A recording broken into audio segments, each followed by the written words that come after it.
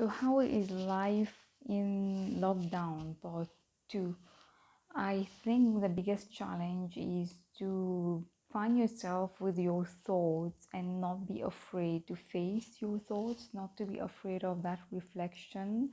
I am a person who I probably tend to reflect a bit too much, think a lot, analyze, read, and always trying to improve myself, first of all, understand myself, who I am, where I want to go, because this might sound very simple, very basic, very obvious, but it requires a lot of guts to actually take your life in your own hands, be unapologetic about your mission and your vision, and just go like a bull for whatever you believe in.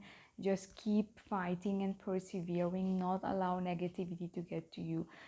Of course, it's not always like you don't have a magical solution to just erase all of your problems and just make things perfect, but I do believe that at least 90% of control is in your hands, and you have to stop giving that control away to other people. Don't allow other people to influence your emotions. Don't allow other people's negativity and doubt and just all of that negative vibes get to you.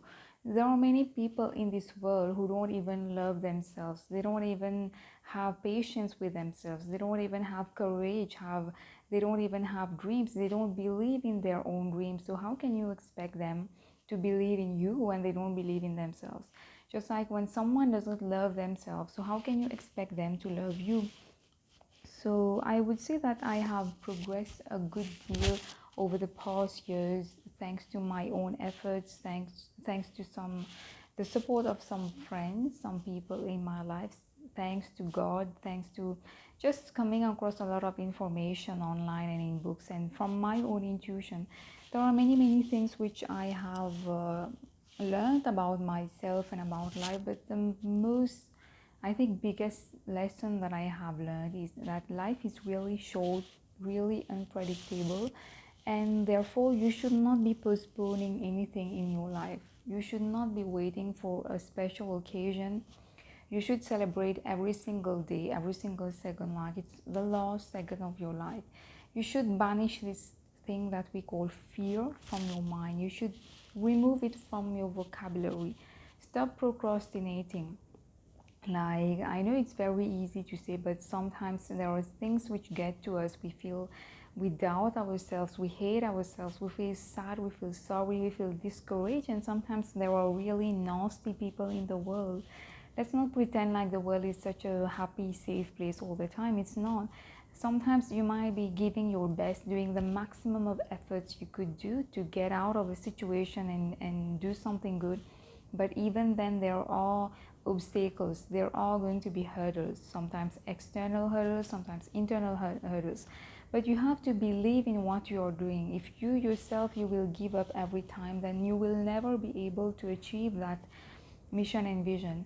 And you should not let yourself be carried away by too strong feelings, not just negative feelings. Sometimes even there are feelings which will overpower you, control you, and distract you. For example, let's take the concept of romantic love. For example, sometimes it might be so intense that it can distract you from your goals, and you have a limited amount of energy, a limited amount of time. So you have to be very wise, you have to be very objective and very intentional as to how you want to invest that.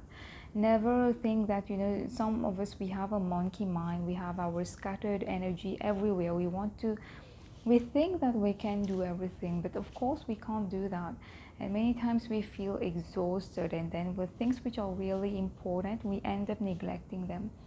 So it's really high time. I think with the second lockdown, it's you're given another opportunity to just wake up and rise up to your true potential. It's time to stop making excuses. If there is something that feels wrong, then don't do it. If there is something that feels right, and every day you wake up, you know that this is why you are here, then you must do it at any cost. Don't be afraid. Don't overthink, and you have to trust yourself, trust the process, and always seek the positive energy around you.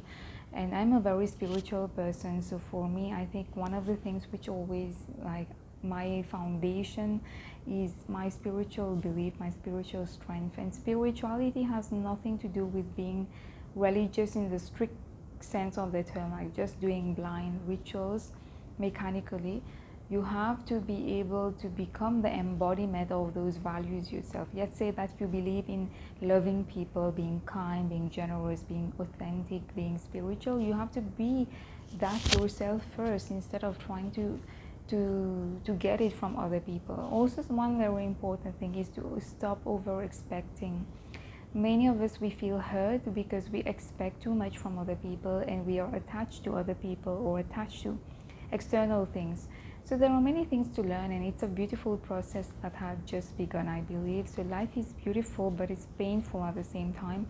But you have to keep fighting every single second for your happiness, and you have to make sure that you live an authentic life, most importantly, not living someone else's life, because no one is going to love you more than they love themselves.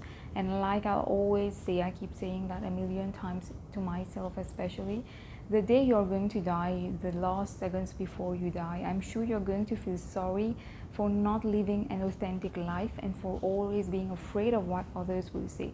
So just wake up, and now it's time to really live the life that you were born to live, I believe.